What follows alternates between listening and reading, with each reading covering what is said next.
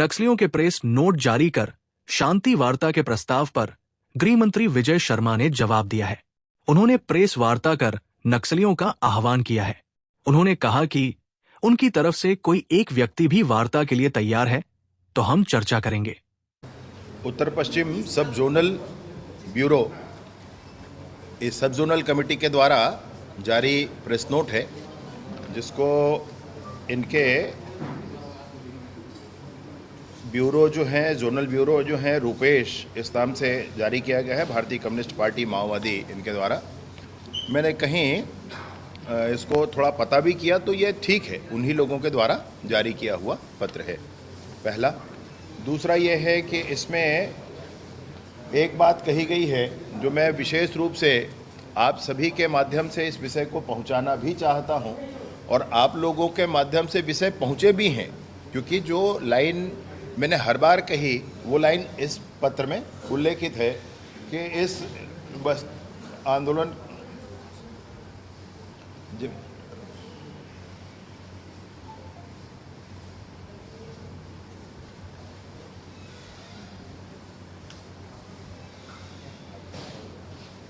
इसमें इन्होंने लिखा है, हम स्कूल, अस्पताल, आंगनवाड़ी, राशन दुकान आदि आदि लिखा है, इसका विरोध नहीं करते हैं, ऐसा इन्होंने लिखा है। तो यह लाइन जो बार बार विषय रखा गया सबके बीच में कि उन गाँवों में 30 साल के बच्चे ने टीवी आज तक क्यों नहीं देखा, उन गाँवों में आज तक स्कूल, अस्पताल, आंगनवाड़ी, बिजली, पानी, सड़क, मोबाइल के टावर, खेती के बीज, सिंचाई की सुविधाएं क्यों नहीं पहुंची, इन सारे विषयों को इसमें उल्लेखित किया गया है। ये महत्वपूर्ण है विषय। दूसरा, मैं आपसे ये कहना चाहता हूँ कि इन्होंने एक बात और कही है कि सरकार और माओवादियों के बीच में शांति वार्ता के लिए बनी समिति के साथियों से हम अपील कर रहे हैं कि इस प्रक्रिया को आगे लाएं, ऐसा इन्होंने लिखा है। तो ये कौन सी समिति है, ये कौन सी समिति है, स्पष्टता होनी चाहिए। हमने कोई, हमारे माननीय विष्णुदेव साय जी की सरकार का बड़ा स्पष्ट ये भाव है, न सरकार समिति बनाएगी, न प्रतिनिधि नियुक्त करेगी, क्योंकि ऐसी सरकारों ने 100 बार किए हैं और असफल हुए हैं, और इसलिए बड़ी स्पष्टता है। बस्तर के गांव तक विकास के मार्ग प्रशस्त हों, इस पर सरकार प्रतिबद्ध है, दृढ़ता के साथ इस काम को किया ही जाएगा।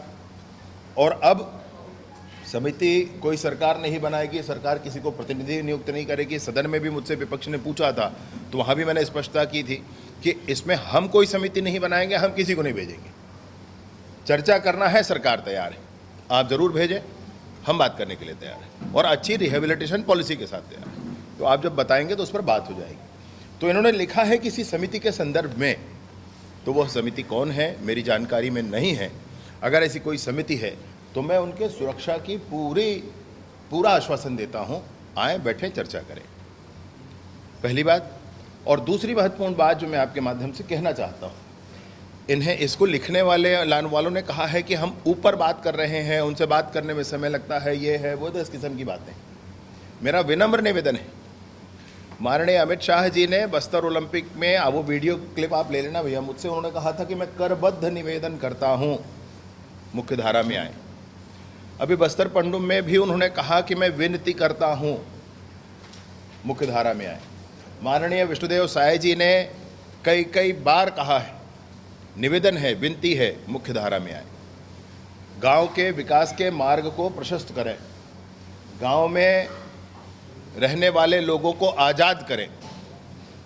मैंने तो बार बार निवेदन किया ही किया है, ये कह करके कि आप मुख्य धारा में आए, पूर्ण सुरक्षा के साथ आए। हमारी नई रिहेबिलिटेशन पॉलिसी में, फिर आपसे एक बात कहना, नई रिहेबिलिटेशन पॉलिसी में यह प्रावधान है, आपको मैंने भेजा हुआ है, इसका नोटिफिकेशन वाला कॉपी भेजा हुआ है, PDF। इसमें प्रावधान है कि कोई सरेंडर करेंगे, सरेंडर करके सरकार के साथ चलेंगे इस अभियान में, तो उनके खिलाफ जो प्रकरण है उस पर कार्यवाही नहीं की जाएगी और समय से उसको वापस भी लिया जाएगा।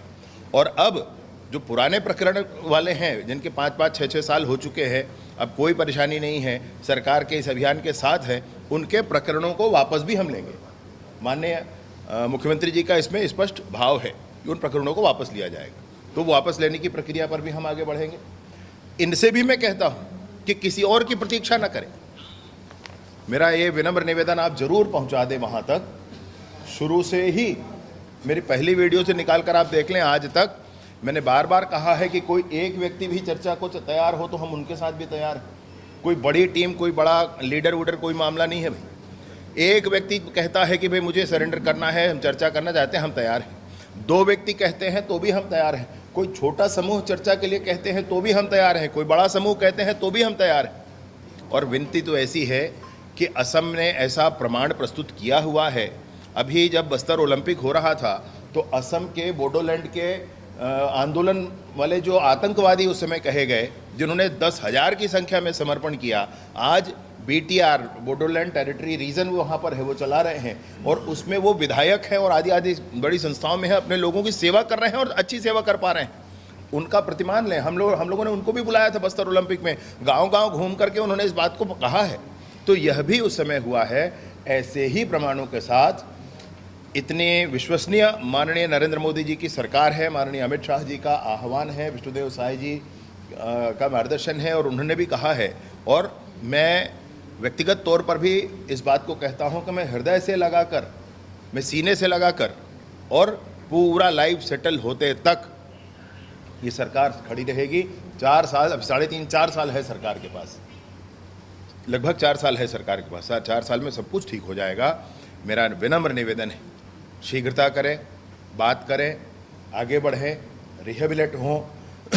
और ये पत्र लिखने वाले जो भी हैं, रुपेश जी हैं और जो जिनका नाम है, जो भी सब जोनल इनकी कमेटी है, उत्तर पश्चिम सब जोनल कमेटी है, इनसे मैं कहता हूँ किसी और की प्रतीक्षा ना करें।